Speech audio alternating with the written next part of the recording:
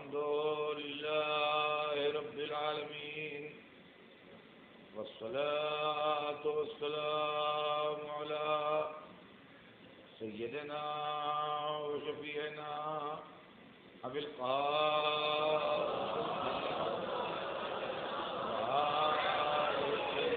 الطاهرين المعصومين ولعن الله على أعدائهم أجمعين من يومنا هذا إلى يوم الدين.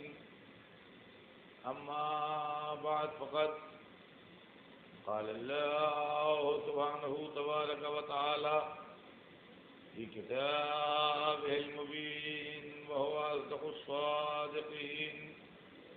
بسم الله الرحمن الرحيم. الف لام میم ذلك الكتاب لا ريب فيه هدى للمتقين الذين يؤمنون بالغيب ويقيمون الصلاة ومما رزقناهم ينفقون والذين يؤمنون بما أنزل إليك وما أنزل من قبلك وبالآخرة هم يوقنون أولئك على هدى من ربهم وأولئك هم المفلحون. صلوات بھیجیں.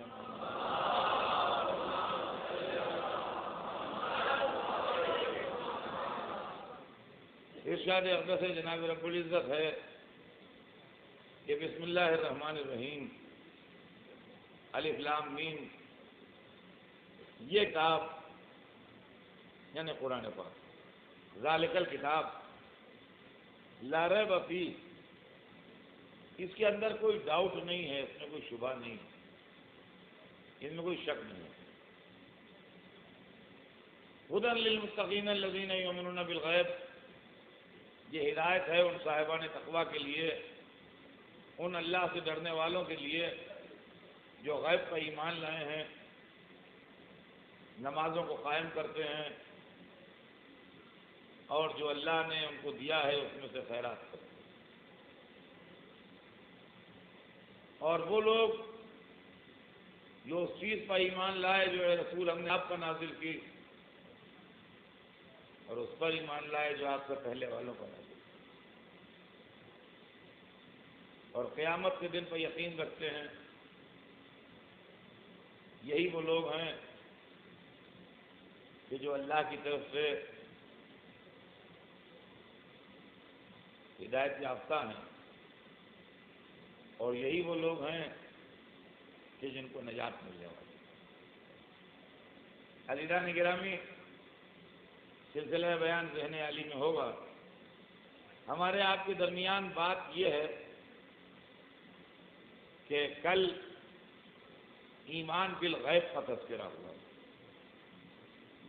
یعنی غیب پر ایمان رکھے. تو کل میں نے ایمان بالغیب کے سلسلے میں اللہ پر ایمان رکھنے کا تذکرہ کیا،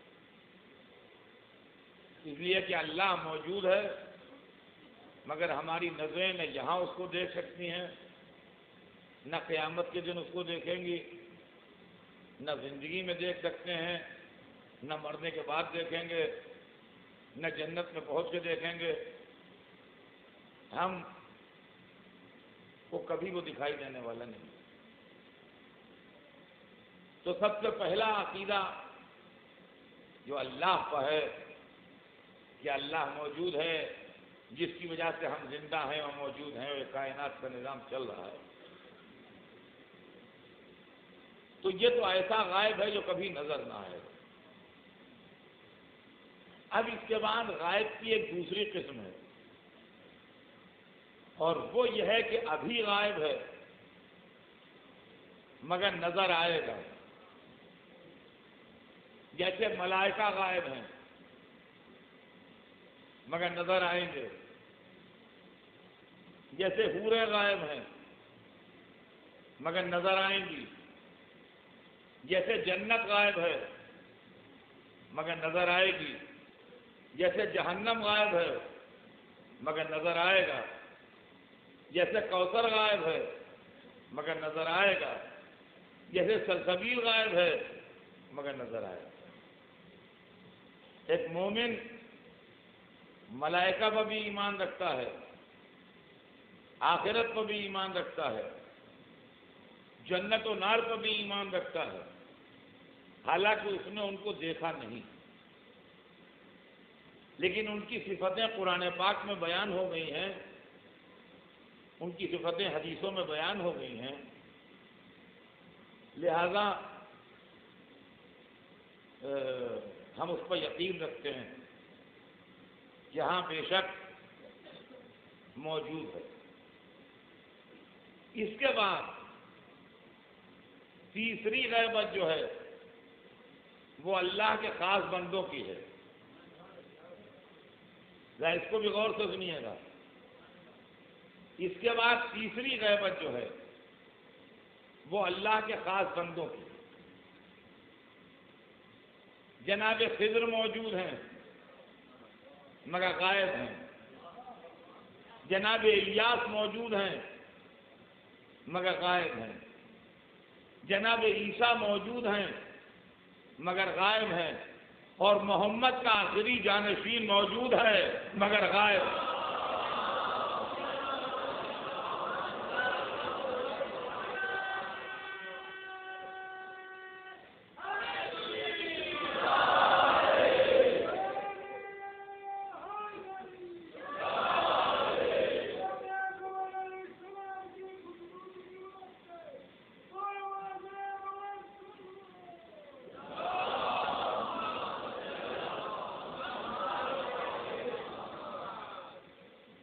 عزیزان گرامی، جہاں جہاں میری آواز جا رہی ہے اور جو لوگ جس جگہ بھی مجھے سن رہے ہیں،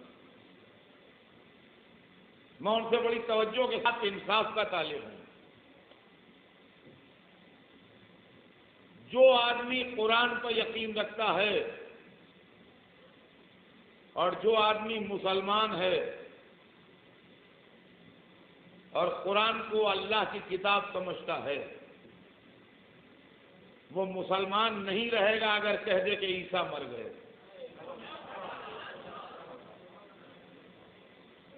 آپ جا کے عالم اسلام کے کسی فرقے کے عالم سے پوچھیے، جو مسلک ہیں،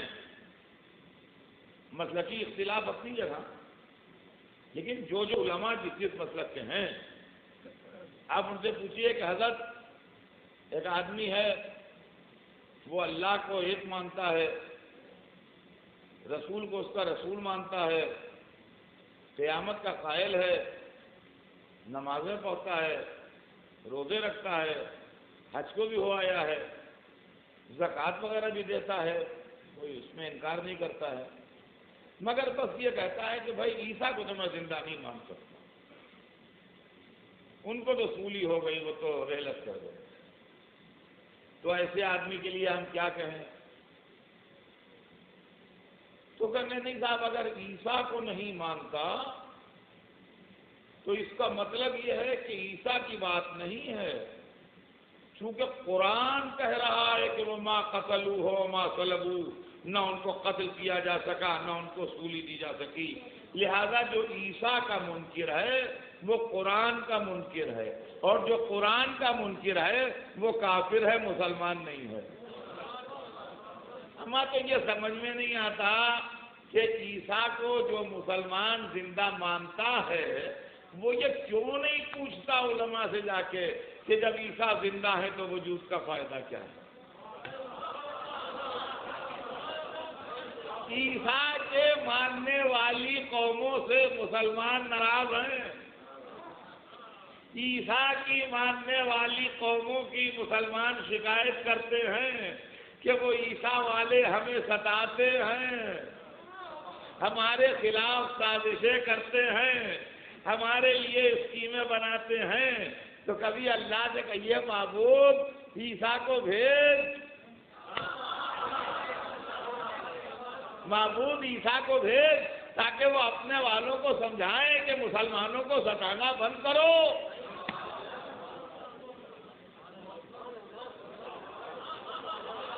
آج تک ہمارے کانوں سے یہ آواز نہ ٹکرائی کہ عیسیٰ ہے تو ان کے وجود کا فائدہ کیا ہے.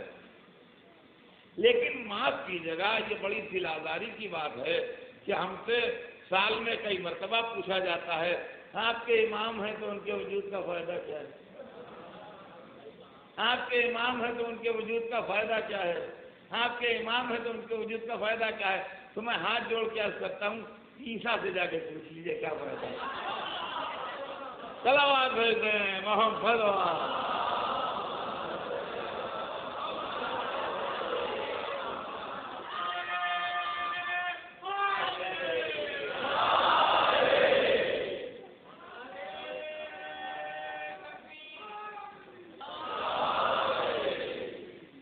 دیکھیے یہ مذہبی باتیں ہیں،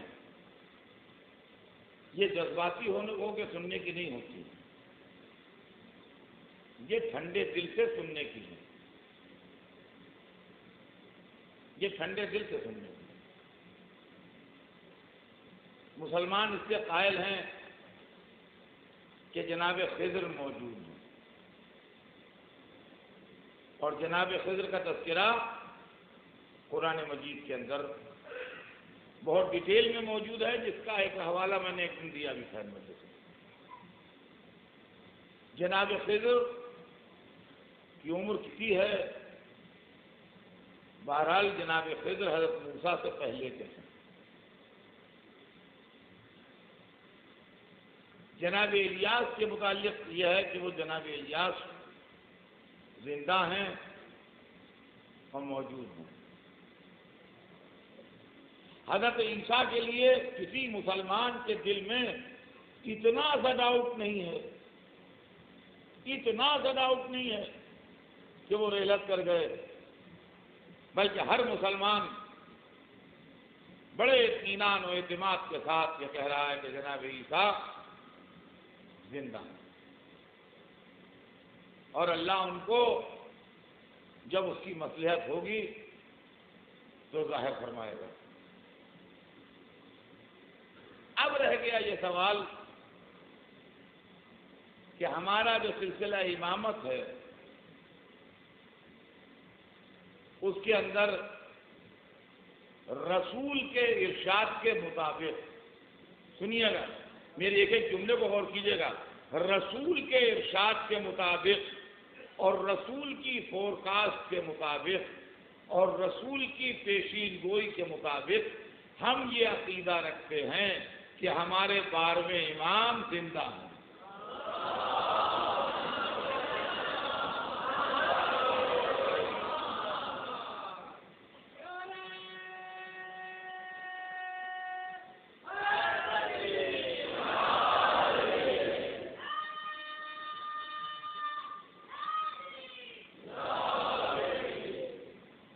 اور جب اللہ کی مصلحت ہوگی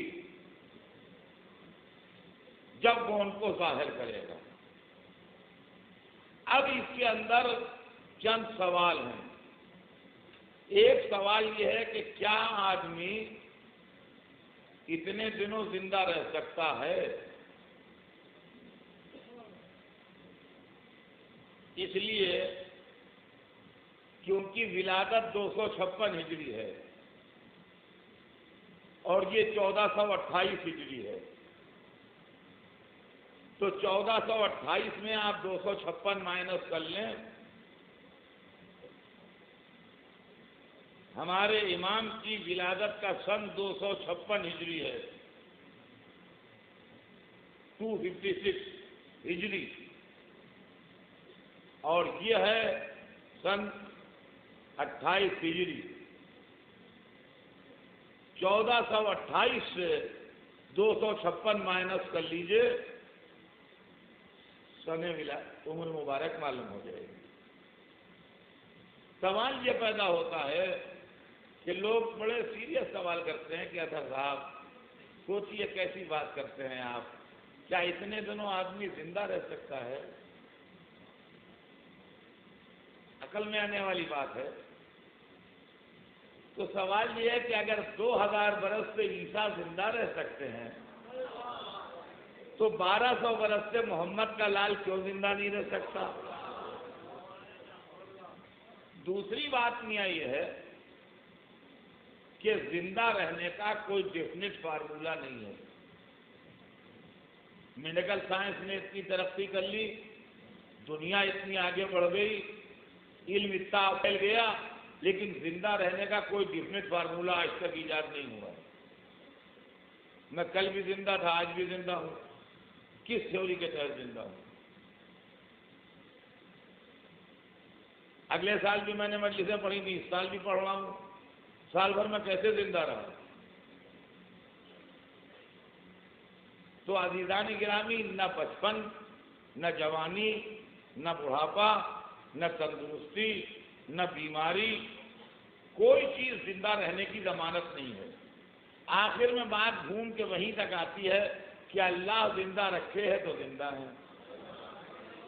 تو اب اگر کوئی ہم سے یہ پوچھتا ہے کہ آپ کے امام کیسے زندہ ہیں، تو یہ سوال اس وقت صحیح ہے جب ہم یہ کہیں کہ اللہ تو چاہتا ہے کہ مر جائیں اور ملک الموت کو برابر بھیجتا بھی ہے، مگر وہ قابو ہی نہیں پانے دیتے ملک الموت کو اپنے اوپر، اس لیے زندہ ہیں.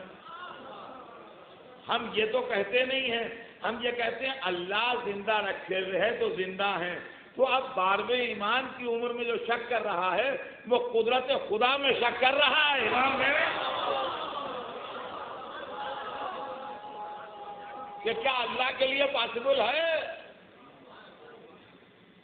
ارے عیسیٰ کیسے زندہ ہیں، الیاس کیسے زندہ ہیں، خضر کیسے زندہ ہیں، امام آخر کیسے زندہ ہیں؟ ارے ایک سے ایک قاتل زندہ ہے، ایک سے ایک خونی زندہ ہے، ایک سے ایک ظالم زندہ ہے، ایک سے ایک دہشت گرد زندہ ہے، شیطان زندہ ہے، ایک سے ایک ظالم زندہ ہے. ہم یہ سب زندہ رہیں اور جن کے سجدے بندگی کی آبرو ہو وہی نہ رہیں.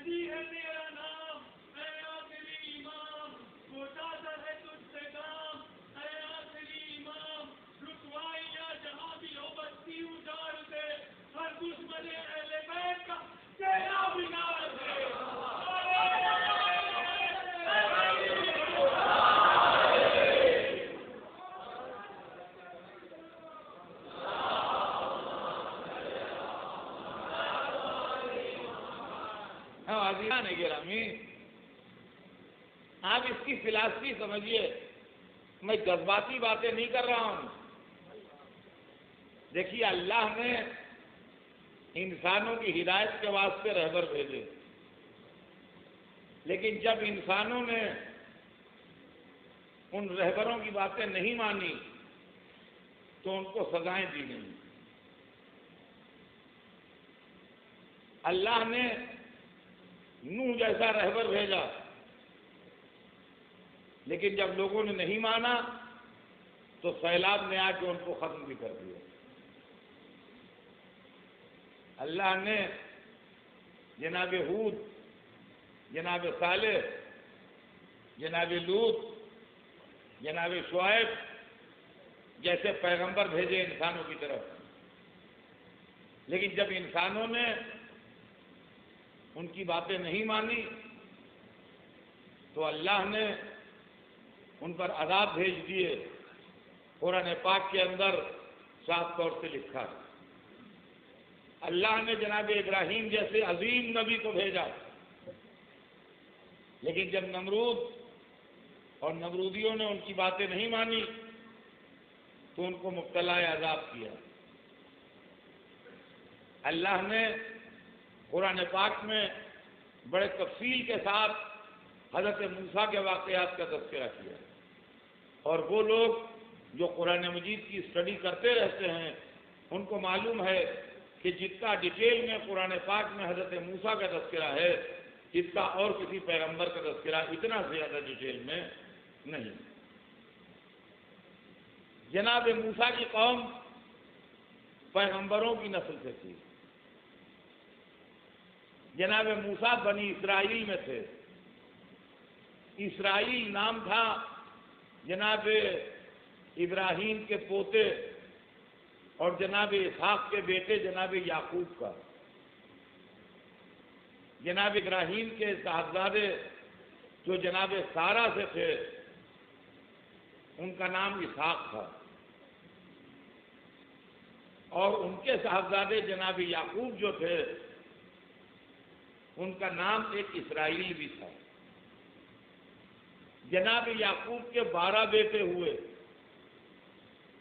اللہ نے ان کو 12 بیٹے دیے، تو یہ 12 بیٹے جو تھے یہ بنی اسرائیل کہلائے، یعنی اسرائیل کے بیٹے، اسرائیل کی اولاد۔ قرآن میں واقعات ہیں، میں ڈیٹیل اس سے وقت میں کیا سناؤں۔ بہرحال بھائیوں نے حضرت یوسف کو کنویں میں ڈھکیل دیا اور پھر اللہ نے ان کو مصر تک پہنچایا اور مصر میں ان کو بادشاہت ملی، مگر چونکہ وہ نبی تھے جناب یوسف، لہذا ان کے مزاج میں معافی اور رحم تھا، انہوں نے بجائے اس کے کہ بھائیوں سے انتقام لیتے بھائیوں کو معاف کر دیا۔ جن بھائیوں نے ان پر قاتلانہ حملہ کیا تھا ان بھائیوں کو بھی انہوں نے معاف کر دیا، اور اس کے بعد اپنے سارے بھائیوں کو مصر بلا لیا اور کہا کہ تم لوگ یہاں آرام سے رہو۔ چنانچہ بنی اسرائیل اس طریقے سے شام سے مصر شفٹ ہو گئے۔ ذرا اسٹوری سن لیجیے گا 2 منٹ میں۔ شام سے مصر شفٹ ہو گئے۔ مصر میں تھوڑے دنوں بعد حضرت یوسف کا انتقال ہو گیا، لیکن خاندان میں ان کی حکومت رہی، مدتوں انہوں نے حکومت کی، لیکن آخر میں جا کے حکومت ہر ایک کے پاس رہتی نہیں ہے، خرابیاں پیدا ہوتی ہیں، گڑبڑیں ہوتی ہیں، حکومت نکل جاتی ہے۔ چنانچہ ان کے پاس سے حکومت نکل گئی اور ایک دوسرا خاندان جو قبطی کہلاتا تھا، قبطی خاندان، وہ بادشاہ بن گیا جس میں فرعون ہوتے تھے۔ تو بنی اسرائیل غلام بن گئے، ان کے پاس سے پاور نکل گیا اور پاور ان کے پاس آ گیا۔ انہوں نے ان کے اوپر بہت ظلم کیے۔ جب ظلم حد سے بڑھے تو اللہ کو ظلم پسند نہیں ہے۔ اللہ نے بنی اسرائیل میں موسیٰ جیسا نبی بھیجا۔ اس زمانے میں جادوگری اور ستارہ شناسی، آسٹرالوجی وغیرہ کا بڑا زور تھا۔ کچھ نجومیوں نے خبر دی کہ فرعون بنی اسرائیل میں ایک ایسا بیٹا پیدا ہوگا جو تیری خدائی کا چراغ کل کر دے گا۔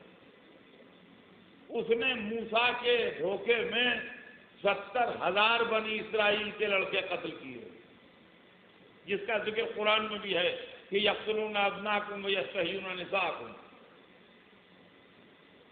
لیکن موسیٰ اسی کے محل میں پلے، موسیٰ اسی کے محل میں پلے اور اسی کی ملکہ نے پالا۔ پیسے فرعون کے لگے، گھر فرعون کا تھا، خرچہ فرعون کا ہوا، پلے موسیٰ۔ معلومہ جو اللہ سے ٹکرانے نکلتا ہے اس کو بہت ذلت ہوتی ہے۔ اگر فرعون نے یہ چاہا کہ موسیٰ نہ رہیں تو کہا کہ تیرے محل میں پلیں گے اور تیرے گھر میں جوان ہوں گے۔ بس یہی کچھ معاملہ ہمیں علی کا سمجھ میں آیا کہ دنیا نے چاہا نام علی مٹ جائے، راوی تمہارے ہوں، کتابیں تمہاری ہوں، مورخ تمہارے ہوں، اور ذکر علی یوں رہ جائے جیسے موسیٰ فرعون کے محل میں رہ گئے۔ صلوات بھیجے محمد۔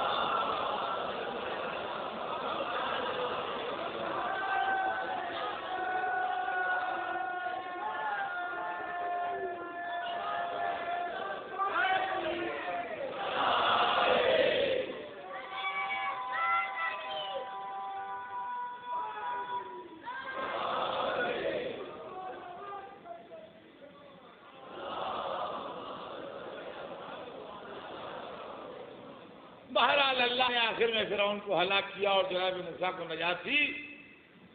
اور قرآن میں ہے کہ ان سے حکم دیا کہ اپنے قافلے کو لے کے آگے بڑھو ادھر جہاں تمہارے نصیب میں حکومت لکھ دی ہے. اور راستے میں ایک جگہ تھی, وہاں اللہ نے حکم دیا کہ جو یہاں سے گزرے وہ ہتا ہتا کہتا ہوا گزرے. ہتا کے معنی برکت کے ہیں, اور سجدہ کرے. قرآن میں ہے کہ بنی اسرائیل نے نہ ہتا ہتا کہا اور نہ سجدہ کیا. اللہ کو ان کی یادہ اتنی ناپسند ہوئی کہ 40 برس تک وہ ایک ایسے وادی میں بھٹکتے رہے کہ ان کو راستہ ہی نہ ملا. اس واقعے سے اندازہ یہ ہوتا ہے کہ اللہ کی نعمتوں کو جو ٹھکرائے اللہ اس کو بھٹکاتا ہے سزا کے طور پر. جب موسیٰ جیسے نبی کو نہ مان کے امت موسیٰ بھٹکی تو محمد جیسا نبی آیا, قرآن جیسی کتاب آئی, امام جیسے رہبر آئے. جب امت نے نہ مانا تو اگر آج امت مسلمہ بھٹک رہی ہے تو حیرانی آئے گی.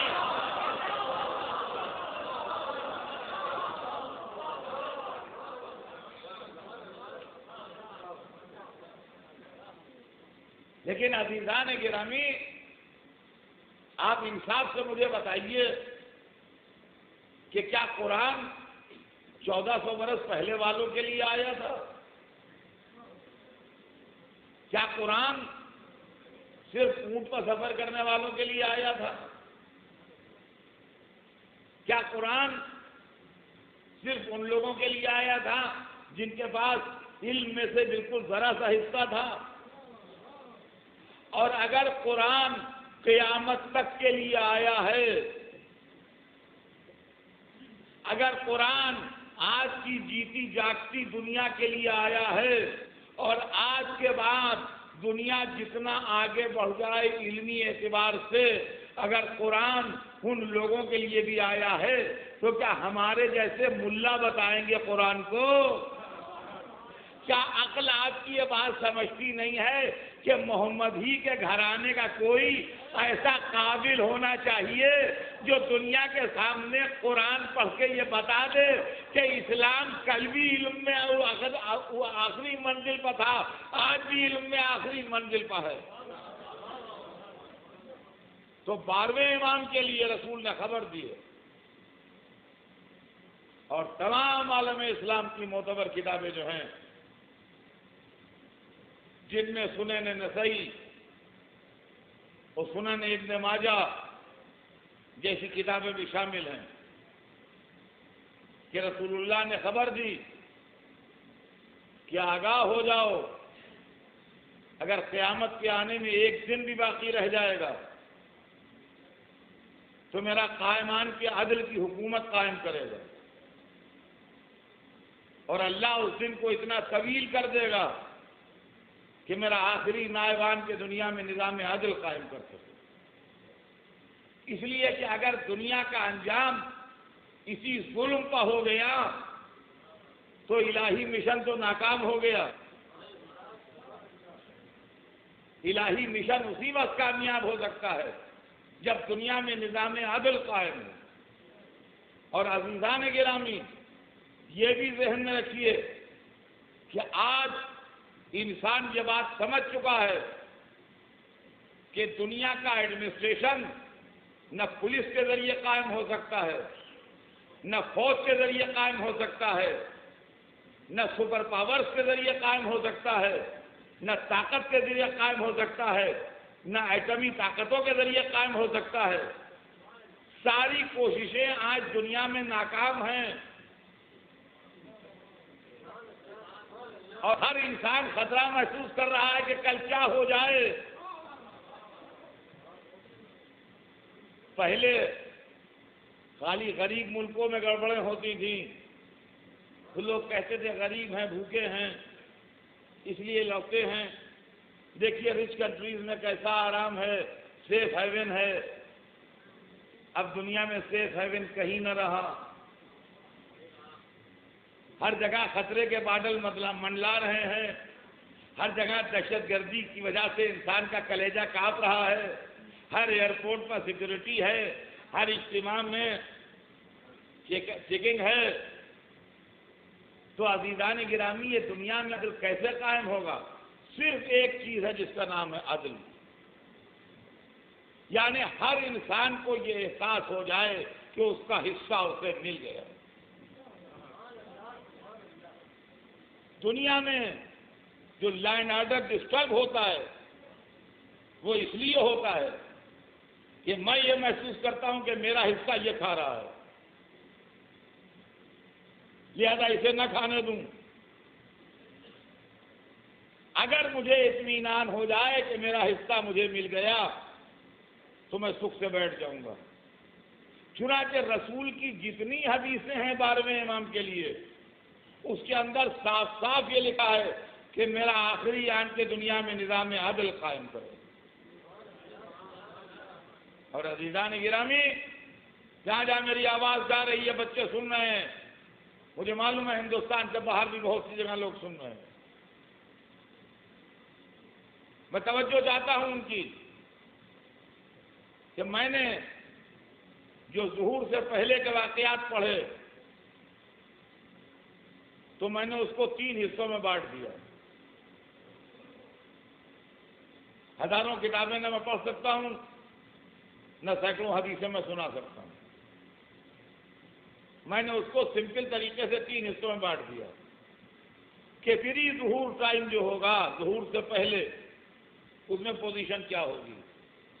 ایک تو یہ کہ مذہب کی حالت بہت خراب ہوگی، نمبر 1، مذہب کی گرفت عوام کے اوپر بالکل ختم ہو چکی ہوگی، ایک۔ دوسرے، لا اینڈ آرڈر کی پوزیشن بہت خراب ہوگی، دنیا میں کہیں لا اینڈ آرڈر نہیں ہوگا۔ تیسرے، دنیا میں ہر چیز کی شارٹیج ہوگی، ہر چیز کی کمی ہوگی۔ اب آپ اس کو ملاحظہ فرمائیں کہ آج بہت چیزیں ہمیں نظر آ رہی ہیں، مذہب کی گرفت عوام کے اوپر کم ہوتی جا رہی ہے۔ جتنے ہمارے بزرگ، ہمارے پہلے والے مذہب پر فیض رکھتے تھے، عقیدہ رکھتے تھے، آج ہمارے اندر اس کی بات نہیں۔ دوسری چیز، لا اینڈ آرڈر کی سچویشن آپ ساری دنیا میں دیکھ رہے ہیں، سویرے کا خالی اخبار پڑھ لیجئے، بس دیٹ از انف، کافی ہے، اس کے آگے پیچھے کو ضرورت ہے۔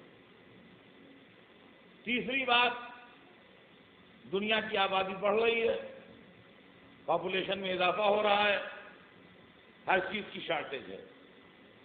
ہندوستان جہاں گنگا، جمنا، گوداوری اور کاویری جیسے دریا بہتے ہوں، وہاں پینے کے پانی کی قلتیں ہیں،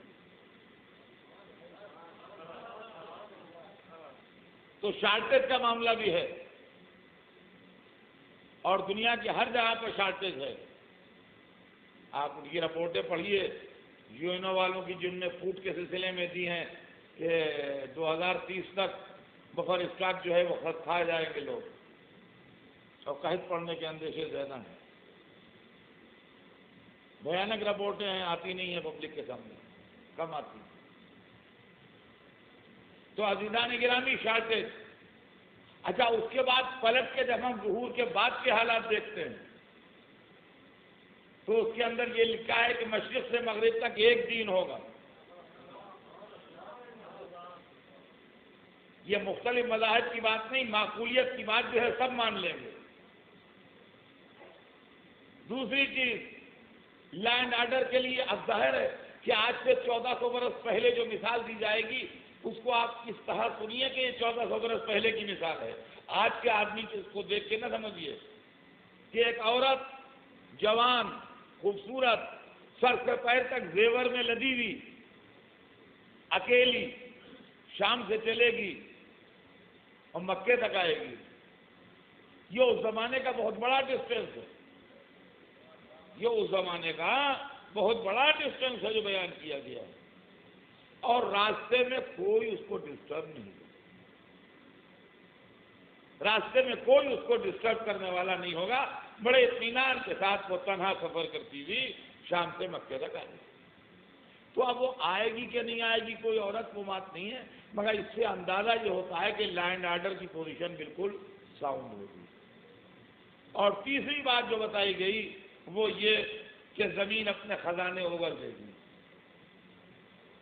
ہر چیز کی افراط ہوگی. نتیجہ یہ ہوگا کہ زکوٰۃ کے پیسے، فطرے کے پیسے لوگ لیے گھومیں گے کہ کس کو دیں، اور مستحقین اور چیریٹی ایکسیپٹ کرنے والے لوگ نہیں رہ جائیں گے. جب چیریٹی ایکسیپٹ کرنے والے لوگ نہیں رہ جائیں گے تو چیریٹی کے جو پیسے ہیں وہ رفاع عام میں خرچ کر دیے جائیں گے. بھئی یہاں برج بنا دو، اس سڑک کو چوڑا کر دو، ادھر شیلٹر ڈال دو، لوگ دھوپ میں کھڑے ہوتے ہیں. مطلب ایسے کاموں میں وہ پیسے خرچ ہوں گے، اس لیے کہ چیریٹی ایکسیپٹ کرنے والا کوئی نہ رہے گا. تو عزیزان گرامی یہ بات ہم کو بتائی گئی. اس کے بعد بھی اگر لوگ ہنستے رہیں اور مذاق اڑاتے رہیں تو دیکھیے جذباتی باتیں تو کہنے کے لیے میرے پاس بہت ہیں. میرے دل بھی لوگوں نے بڑے تیر مارے ہیں، مگر میں اپنے کبھی زخمی دل کو لوگوں کے سامنے پیش نہیں کرتا، اس لیے کہ اپنا زخم ہر ایک کو دکھانے کی کوئی فائدہ نہیں. مجھ سے یہ تک لوگوں نے کہا کہ بابری مسجد گر گئی، آپ کے امام نہیں آئے. میں نے کہا ہاں بھیا غلطی ہو گئی ہم سے، بزرگوں نے سمجھا دیا تھا، غلط بات مان رہے تھے. آج سمجھ میں آیا کہ غلط بات تھی، اب کوئی ہے وہ نہیں، اگر ہوتے تو آتے. توبہ کرتے ہیں ہم اپنے عقیدے سے، مگر تھوڑا سا 2 قدم اور چلیے ہمارے ساتھ. جس کا گھر تھا وہ گر گیا اور وہ بھی نہیں آیا.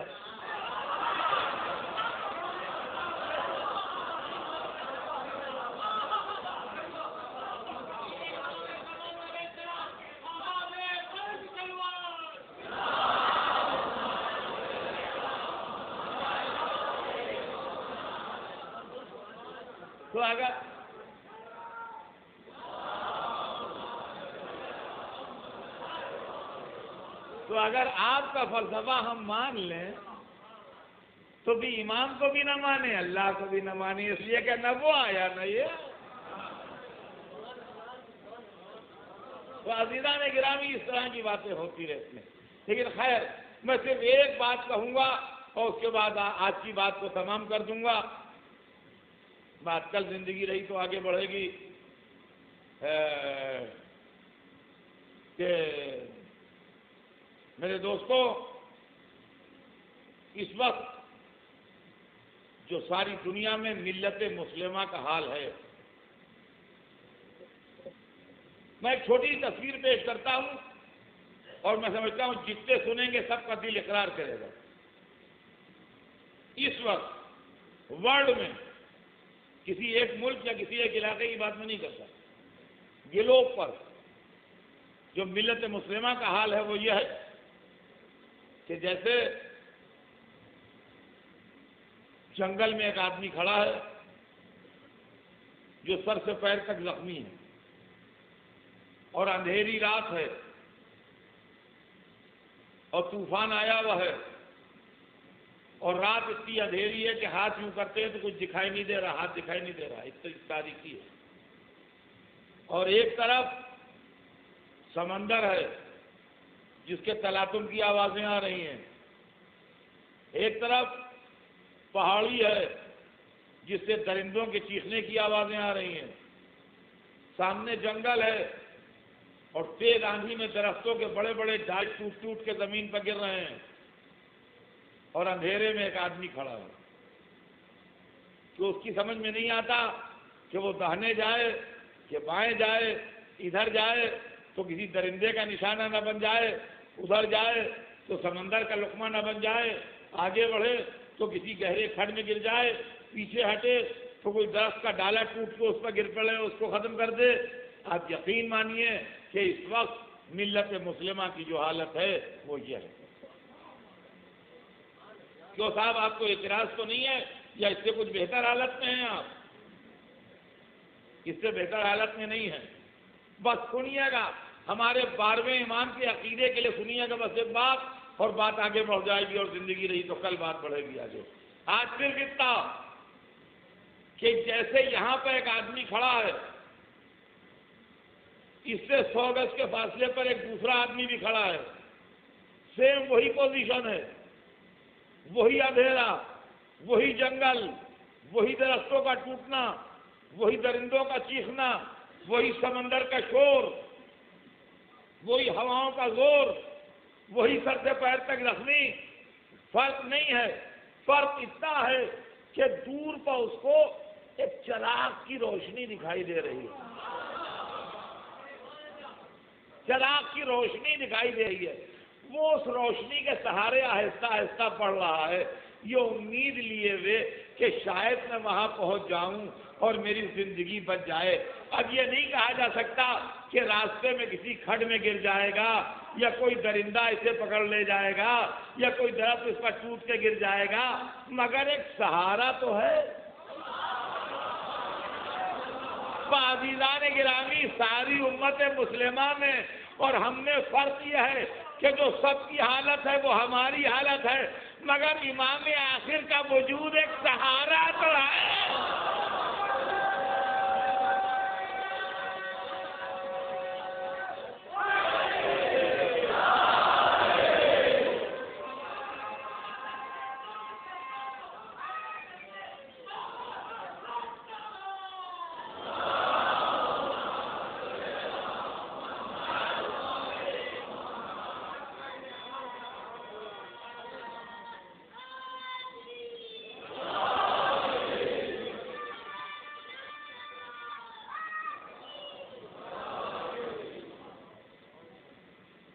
ایک سہارا تو ہے، سہارا نہ ہونے سے سہارا ہونا بہت بہتر ہوتا ہے۔ اور عزیزان گرامی، جو قرآن پر یقین رکھتے ہیں ان کے دل قوی ہیں، اس لیے کہ قرآن نے وعدہ کیا ہے کہ وعد اللہ الذین آمنوا منکم وعملوا الصالحات لَيَسْتَخْلَفَنَّهُمْ فِي الْأَرْضِ كَمَا اسْتَخْلَفَ الَّذِينَ مِن قَبْلِهِمْ۔ اللہ نے وعدہ کیا ہے ان لوگوں سے جو ایمان لائے ہیں اور جنہوں نے نیک عمل کیے ہیں کہ ان کو زمین پر اسی طرح اقتدار اعلیٰ دے گا جیسے ان کے پہلے والوں کو دیا۔ وَلَيُمَكِّنَنَّ لَهُمْ دِينُهُمُ الَّذِي ارْتَضَىٰ لَهُمْ، اور ان کے واسطے اس دین کو طاقت دے گا جس کو اس نے پسند کر لیا۔ وَيُبَدِّلَنَّهُمْ بَعْدَ خَوْفِهِمْ أَمْنًا، اور ان کے خوف کو امن سے بدل دے گا۔ جیسے پہلے وہ خوف کے عالم میں جی رہے تھے، اب وہ امن کے عالم میں جئیں گے۔ یعبدوننی لا یشرکون بی شیئا، سب کے سب میری عبادت کریں گے، پوری کائنات میری عبادت کرے گی۔ لا یشرکون بی شیئا، کوئی شے مجھے شرک نہ کرے گی، یا دوسرے ترجمے کے حساب سے کسی شے کے ذریعے میرا شرک نہ کیا جائے گا۔ بات ایک ہی ہے۔ انشاءاللہ اگر زندگی رہی میری تو میں کل سناؤں گا آپ کو اس کی وضاحت۔ آج وقت تمام ہو گیا۔ بہرحال اگر ہم جنت پر بے دیکھے یقین رکھ سکتے ہیں، آخرت پر بے دیکھے یقین رکھ سکتے ہیں، ملائکہ پر بے دیکھے یقین رکھ سکتے ہیں، وجود عیسیٰ پر بے دیکھے یقین رکھ سکتے ہیں، تو وجود قائم پر بھی دیکھے یقین۔ اور ہم کو اطلاعات ساری ملی، سارے اطلاعات اور سارے واقعات، یہ ایک الگ موضوع ہے کہ ہم اس کو کم پہنچتے ہیں یا زیادہ پہنچتے ہیں۔ یہ بھی سمجھ لیجئے کہ جو لاوارث ہوتا ہے، اب ایک اصول سنیے، بات تمام ہو رہی ہے، جو لاوارث ہوتا ہے اس کا غم باہر والے 2-4 دن منا کے ختم کر دیتے ہیں، اور جس کا وارث ہوتا ہے اس کا نام زندہ رہتا ہے۔ آج مجلسوں میں یہ مجمع بتا رہا ہے کہ حسین کا وارث زندہ ہے، اصلی وارث حسین جو ہے وہ کہیں موجود ہے. یہ صف اعضا جو ساری دنیا میں بچھی ہے، یہ طفیل ہے اس صف اعضا کا جو حسین کے بیٹے نے بچھائی. حدیثوں میں ہے کہ گریہ فرماتے ہیں اپنے جد بزرگوار پر اور بیٹھ کر کے روتے ہیں کہ جد بزرگوار آپ کو ظالموں نے پیاسا شہید کر دیا.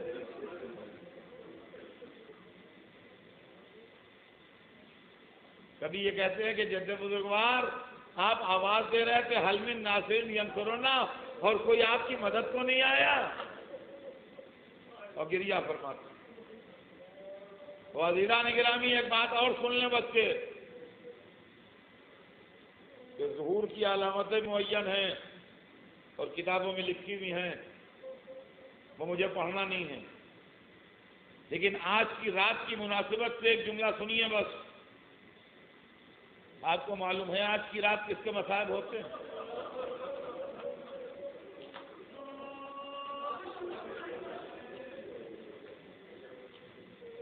آپ کو آج کس کو رونے کے لیے آپ آئے ہیں؟ سب کو معلوم ہے کس کو رونے آئے ہیں آج. سنیے، حدیث میں ہے کہ وہ علم جو 10ویں محرم کو حسین نے عباس کو دیا،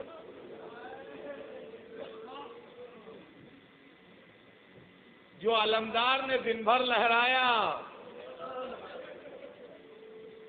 اور جس کے فریرے پر علمدار کے خون کے چھینٹے ہیں،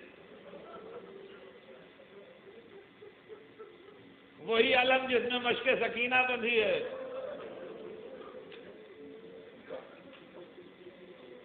کتابوں میں ہے کہ وہ علم کا فریرہ جو ہے، پرچم جو ہے، وہ لپٹا ہوا ہے،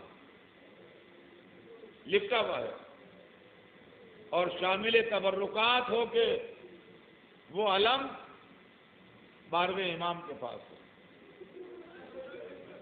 اور حضرت جہاں تشریف لے جاتے ہیں ہر وقت وہ علم آپ کے سامنے ہے. جہاں تشریف لے جائیں گے اور جہاں تشریف فرما ہوں گے وہ علم آپ کے سامنے ہے، اور جب اس کا فریرہ خود بخود کھل کے ہوا میں لہرانے لگے گا تو یہ اشارہ ہوگا کہ نکل آؤ، وقت ظہور آ گیا.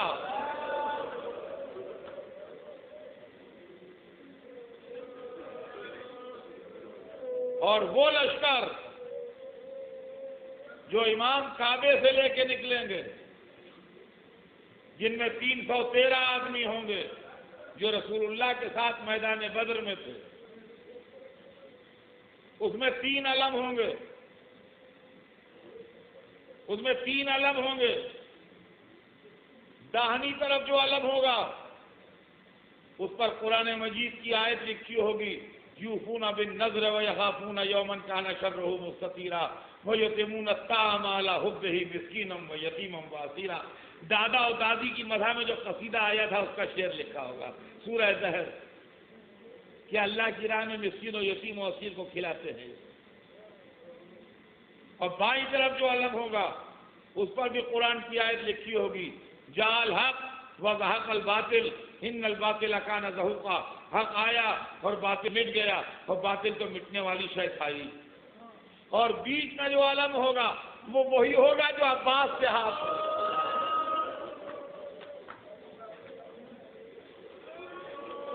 یہ دونوں علم دانے بائیں ہوں گے، بیچ میں علم عباس ہوگا. اے مولا عباس، یہ سوگوار آپ کے لیے جمع ہے. اے علم لشکر حق کے علمدار، اے پرچم اسلام کو بلند کرنے والے، اے عظمت مذہب کے ضامن، اے زینب کے پردے کے محافظ، اے سکینہ کے سقا، اے حسین کے دل کی طاقت،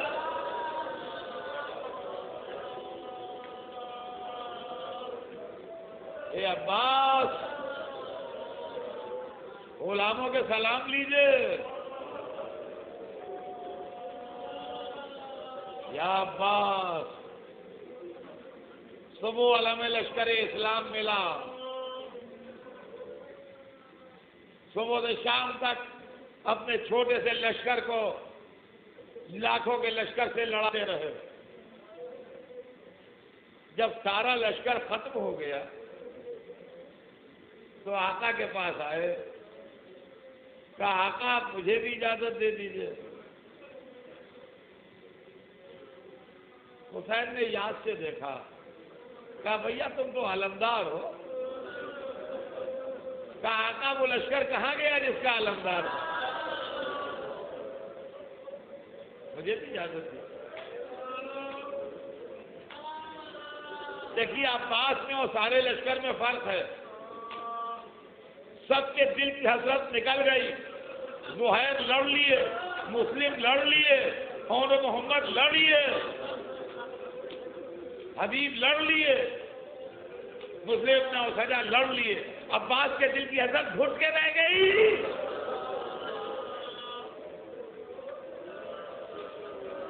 نہ بھیا تمہیں لڑنے کی اجازت نہیں، کسی صورت سے اجازت نہیں مل رہی ہے. اتنے میں مشکل کشا کی پوتی خیمے سے نکلی، چھوٹے چھوٹے بچے.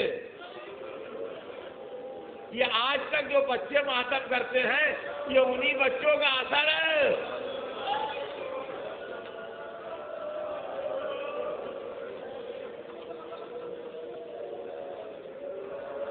آگے آگے سکینہ، ہاتھوں میں سوکھے ساغر، العطاس. عباس کو آگے گھیر لیا. حسین نے دیکھا، کہا اچھا بھیا لڑنے کی اجازت تو نہیں ہے، لڑنا نہیں. اگر کوئی ذریعہ ہو تو ان بچوں کے لیے پانی کوئی سبیل پر اے لیجیے. کسی طرح تو اجازت ملی. سکینہ دوڑ کے خیمے میں گئیں، مشکیزہ لے کے آئیں، چچا کو دیا. چچا نے مشکیزہ اپنے پاس رکھا. آج تک چچا بھتیجی کی محبت کی یادگار موجود ہے. عباس کے علم میں سکینہ کا مشکیزہ.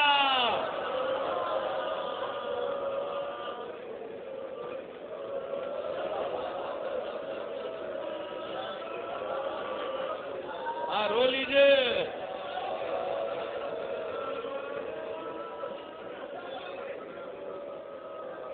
مشق سکینہ، علم لشکر اسلام، گھوڑے کی باگے، ہاتھ میں خالی نیزہ. سلام ہو اس دلیر پر جو لوہے کی دیواریں توڑ کے اتر گیا فرات میں. پانی چلو میں لے کے فرات کے منہ میں مار دیا. عباس پانی کو ترستے نہیں رہے، پانی عباس کو ترس رہا ہے. آج تک سبیل بن کے ڈھونڈ رہا ہے. عباس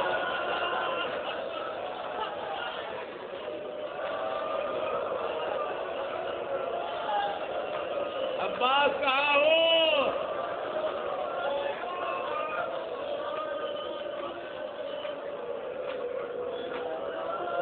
مشکیزہ بھرا، چشمہ باندھا، گھوڑے پر رکھا، چلے. دشمنوں نے گھیرے ڈالے، توڑے، گھیرے ڈالے، توڑے. اسی میں داہنا ہاتھ کٹا، بائیں ہاتھ سے لڑے.